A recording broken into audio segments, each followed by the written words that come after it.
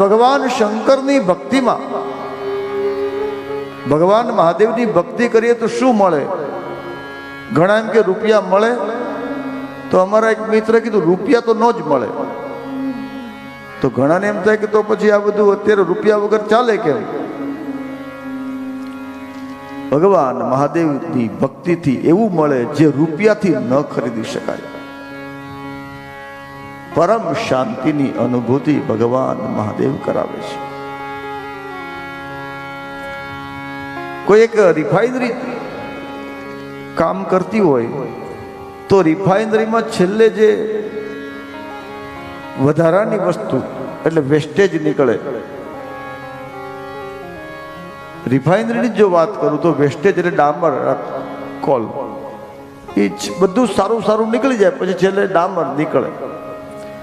તો એક મહાત્મા ખૂબ સરસ કહે કે ઢગલા મોઢે ભગવાન મહાદેવની ભક્તિ કરો ને તો પૈસા તો મળે, પણ એના સિવાય સુખ, શાંતિ, આનંદ, વૈભવ, નિર્ભયતા, સાહેબ એને કોઈ બીક ન લાગે. એ ગમે ત્યાં જાય તો કે આપણો હરી હજાર હાથ વાળો. કદાચ તમને નેક્ટર અમૃત મળી જાય, કરોડો રૂપિયા ખર્ચીને 2 ટીપા પી જાઓ, પણ એ અમર બનાવી દે, અભય નો આપે છે. અને અભય તો મારો મહાદેવ જ આપે.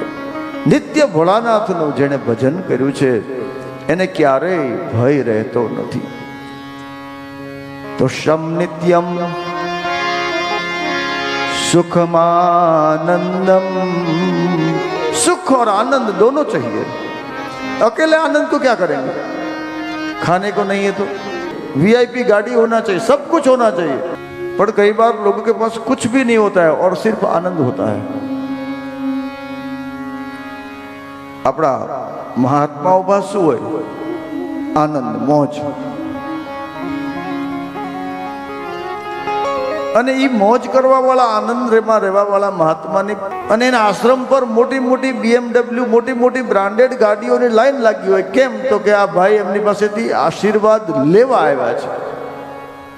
એની પાસે કાંઈ ન હોય, પણ છતાં એની પાસેથી કંઈક લેવા આવે છે.